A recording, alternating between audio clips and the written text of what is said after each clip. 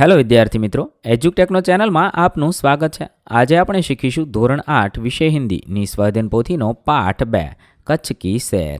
પાઠ 2ના સ્વાધ્યાયન પોથીના તમામ પ્રશ્નોના જવાબની અહીં આપણે સમજ મેળવીશું.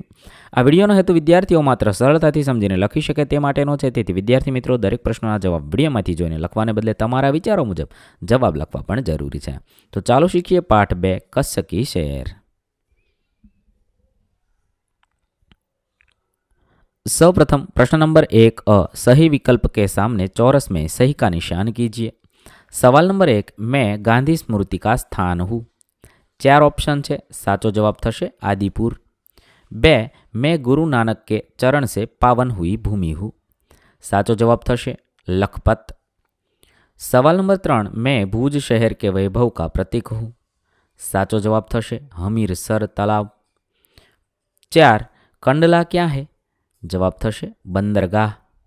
सवाल नंबर 5, कच्छ को हम म्यूजियम कह सकते हैं क्योंकि. साचो जवाब थशे यहाँ अनेक दर्शनीय स्थलों का वैविध्य है. त्यारबाद प्रश्न नंबर 1 सही विधान के लिए सही का और गलत के लिए गलत का निशान कीजिए. सवाल नंबर 1, कच्छ में रेगिस्तान है. विधान साचू है. 2, धौलावीरा मोहेंजोदड़ो का प्राचीन स्थल है. विधान साचू है. 3, कंडला खनिज संपत्ति के लिए प्रसिद्ध है. विधान खोटू है. 4, अंजार में जैसल तोरल की समाधि है. विधान साचू है. 5, सृजन संस्था में हस्तकला का परिचय होता है. विधान साचू है. 6, मांडवी शहर में 72 जिनालय है. विधान साचू है. त्यारबाद प्रश्न नंबर 2, निम्नलिखित प्रश्नों के उत्तर लिखिए. सवाल नंबर 1, कच्छ के रेगिस्तान की विशेषता बताइए. जवाब थशे कच्छ का रेगिस्तान 2 भागों में देखने को मिलता है. एक छोटा रेगिस्तान और दूसरा बड़ा रेगिस्तान. इन दोनों में रेगिस्तान में जैसा कोई लक्षण दिखाई नहीं देता. रेत कहीं नजर आती नहीं, अतः यह अनूठा रेगिस्तान है. सवाल नंबर 2, भद्रेश्वर के जैन यात्राधाम की विशेषता बताइए. जवाब थशे भद्रेश्वर अति प्राचीन जैन यात्राधाम है. यह 2500 वर्ष पुराना जिनालय है जो भूकंप में खंडित हुआ था. उसके पुनः निर्माण का कार्य जोरों से चल रहा है और इसे आधुनिक बनाया गया है. सवाल नंबर 3, नारायण सरोवर की विशेषता बताइए. नारायण सरोवर अति प्राचीन पौराणिक धार्मिक स्थान है. इस स्थान को रामायण काल का माना जाता है. यहाँ मीठे पानी का एक सरोवर भी है. सवाल नंबर 4, कंडला से नखत्राणा तक कौन कौन से धार्मिक स्थल आते हैं. कंडला से नखत्राणा के बीच में कई सारे धार्मिक स्थल आते हैं, जैसे कि भद्रेश्वर, 72 जिनालय, कोठारा, सूथरी, डुमरा, नारायण सरोवर, कोटेश्वर महादेव, लखपत, हाजीपीर, माता का मढ़ जैसे दर्शनीय स्थान आते हैं. सवाल नंबर 5, कच्छ नहीं देखा तो कुछ नहीं देखा, ऐसा क्यों कहा गया है. कच्छ गुजरात का गौरव है और दुनिया भर के लोगों के लिए किसी भी मौसम में दर्शनीय एवं आकर्षण का केंद्र है. यहाँ पर पौराणिक और अनेक दर्शनीय स्थान की विविधता के कारण कहा जाता है कि कच्छ नहीं देखा तो कुछ नहीं देखा. सवाल नंबर 6, मांडवी शहर की विशेषता लिखिए. मांडवी अति सुंदर बंदरगाह है, बड़ा प्राचीन नगर है. यह शहर राजा के महल, पवन चक्कियों का तथा समुद्र तट के कारण अधिक दर्शनीय बना है. यहाँ VRTRI ग्रामीण संस्था है. प्रश्न नंबर 3, परिच्छेद को पढ़कर उसके नीचे दिए गए प्रश्नों के उत्तर लिखिए. અહીંયા એક ફકરો આપેલો છે, તે ફકરો વાંચવાનો છે, સમજવાનો છે અને તેના આધારે પ્રશ્નોના જવાબ લખવાના છે. સવાલ નંબર 1, नीचे दिए गए शब्दों का समानार्थी शब्द परिच्छेद में से ढूंढिए. उपयोग समानार्थी थशे इस्तेमाल. ज्ञानी समानार्थी थशे विद्वान. प्रवीणता समानार्थी थशे कुशलता. विख्यात समानार्थी थशे प्रसिद्ध.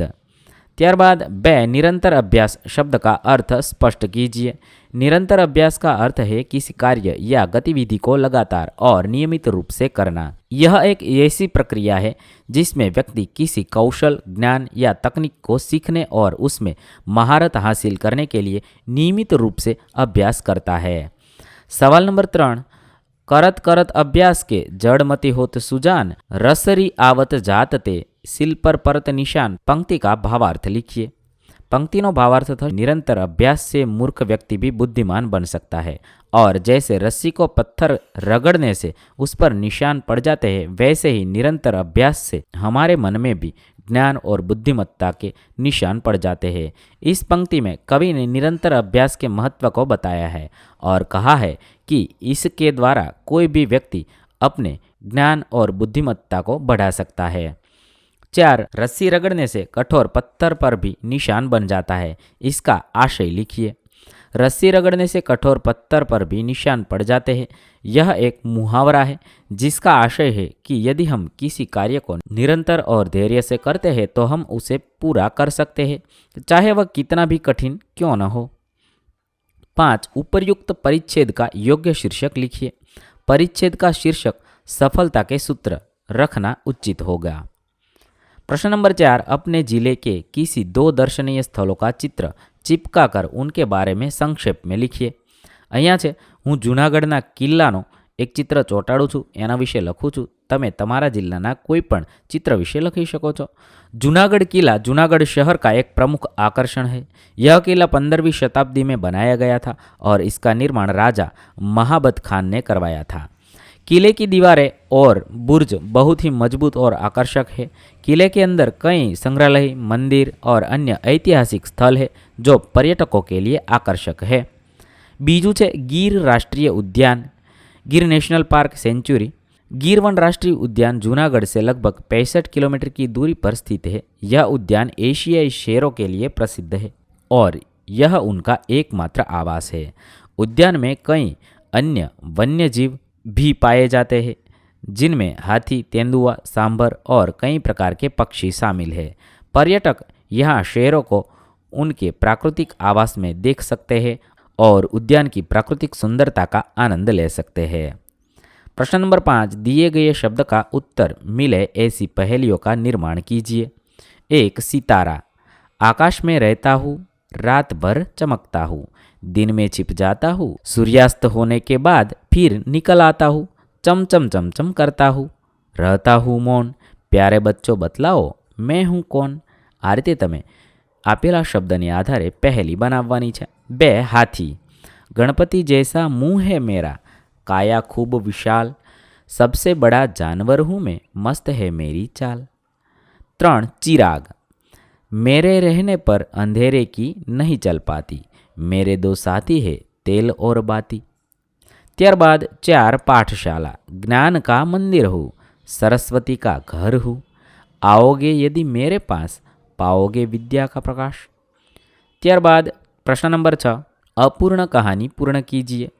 एक गांव था, उस गांव में एक गरीब किसान रहता था। उसके 2 बेटे थे, बड़े का नाम रामू और छोटे का नाम, અહીં अधूरी कहानी ने पूर्ण करवानी है, और छोटे का नाम लखन था। रामू को खेलकूद का शौक था, उसने निशानेबाजी में भी बहुत रुचि थी। बड़ा होकर वह भारतीय सेना में भर्ती हो गया। छोटे बेटे लखन को खेती बाड़ी का शौक था, उसने खेती की जिम्मेदारी संभाली और एक समृद्ध किसान बन गया। भारत पाकिस्तान के बीच युद्ध हुआ। रामू ने बड़ी बहादुरी दिखाई, उसने दुश्मन के छक्के छुड़ा दिए। लड़ाई खत्म होने पर सरकार ने उसे वीर चक्र प्रदान किया, सेना में उसे ऊंचा पद दिया गया। अब किसान बहुत खुश है। उसके बेटों ने जय जवान जय किसान का नारा सार्थक कर दिखाया है। आ रीते तमे तमने मनगमती वार्ता बनावी लखी शको छो। त्यारबाद प्रश्न नंबर 7. निम्नलिखित वाक्यों में से विशेषण ढूंढकर प्रकार लिखिए। 1. मोहन बड़ा दयालु है। विशेषण दयालु है, गुणवाचक विशेषण है। 2. उपवन में बरगद का पेड़ बहुत पुराना है। पुराना ए विशेषण है और गुणवाचक विशेषण है। 3. धैर्यवान व्यक्ति सफलता प्राप्त करते हैं। धैर्यवान विशेषण है जो गुणवाचक विशेषण है। 4. आज बुरा हुआ है, कल अच्छा ही होगा। बुरा अच्छा ए विशेषण गुणवाचक विशेषण है। 5. आसमान का रंग नीला है। અહીંયા नीला ए विशेषण है जे गुणवाचक विशेषण है। 6. 5 लीटर दूध दे दो। અહીંયા 5 लीटर विशेषण है जे संख्यावाचक विशेषण है। 7. टोकरी में मीठे संतरे है। मीठे विशेषण है जे गुणवाचक विशेषण है। प्रश्न नंबर 8. निम्नलिखित परिच्छेद का हिंदी में अनुवाद कीजिए। અહીંયા एक फकरो आपेलो है, ते फकराने આપણે हिंदीમાં अनुवाद करवानो है। हिरण नदी की पश्चिम की तरफ सूरज दादा विदा ले रहे हैं। संध्या के समय पक्षियों की टोलियां अपने घोंसलों की ओर उड़ रही है। भैंसों का झुंड और गायों का समूह अपने मालिक के घर की ओर लौट रहा है।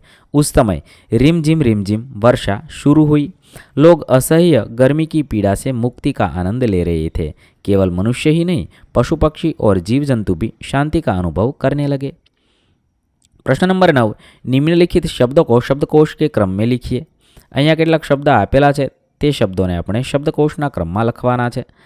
શબ્દકોશના ક્રમમાં સાચો ક્રમ થશે અભિવાદન, અભ્યાસ, ચિરાગ, પ્રગતિ, મહકના, વિનય, શાયર, સંગ્રામ, સંધ્યા, હમદર્દ। આ રીતે આપણે આપેલા શબ્દોને શબ્દકોશના ક્રમમાં લખીશું। ત્યારબાદ પ્રશ્ન નંબર 10 निम्नलिखित प्रशासकीय शब्दों को पढ़कर समझिए। आपेला शब्दों ने अपने समझवाना है। 1 डाकपाल तो पोस्ट मास्टर, 2 पुस्तकाध्यक्ष तो ग्रंथपाल, 3 प्रबंधक तो व्यवस्थापक, 4 बजट तो अंदाजपत्र, 5 वित्त विभाग तो नाना विभाग, 6 मंडल तो प्रभाग अथवा विभाग। त्यारबाद प्रश्न नंबर 10 ब उपयुक्त प्रशासकीय शब्दों का वाक्य में प्रयोग कीजिए। 1 डाकपाल, मेरे पिताजी डाकपाल की नौकरी करते हैं। 2 पुस्तकाध्यक्ष, मैं पुस्तक लेने के लिए पुस्तकाध्यक्ष से मिला। 3 प्रबंधक, राहुल ने होटल के प्रबंधक से शिकायत की। 4 बजट, वित्त मंत्री ने लोकसभा में बजट पेश किया। 5 वित्त विभाग, मेरे पिताजी कंपनी का वित्त विभाग संभालते हैं। 6 मंडल, यह बस अहमदाबाद मंडल की है। आ रीते આપણે આપેલા શબ્દોને આધારે વાક્ય પ્રયોગ કરીશું। અહીં આપણા પાઠ 2ના સ્વાધ્યાયન પોથીના પ્રશ્નોના જવાબ પૂર્ણ થશે। વિદ્યાર્થી મિત્રો, ધોરણ 8ની હિન્દી વિષયની સ્વાધ્યાયન પોથીના તમામ પ્રશ્નોના જવાબના વિડીયો આપણી ચેનલ પર ઉપલબ્ધ છે, જે તમે ધોરણ 8 હિન્દી સ્વાધ્યાયન પોથી નામના પ્લેલિસ્ટમાંથી મેળવી શકો છો। પ્લેલિસ્ટની લિંક વિડીયોના ડિસ્ક્રિપ્શનમાં પણ આપેલી છે। થેન્ક યુ દોસ્તો। એજ્યુકટેકનો ચેનલ તરફથી વિડીયો નિહાળવા બદલ આપનો આભાર। આવા બીજા વિડીયોઝ નિહાળવા માટે અમારી યુટ્યુબ ચેનલ એજ્યુકટેકનો અત્યારે જ સબસ્ક્રાઇબ કરો। આભાર દોસ્તો।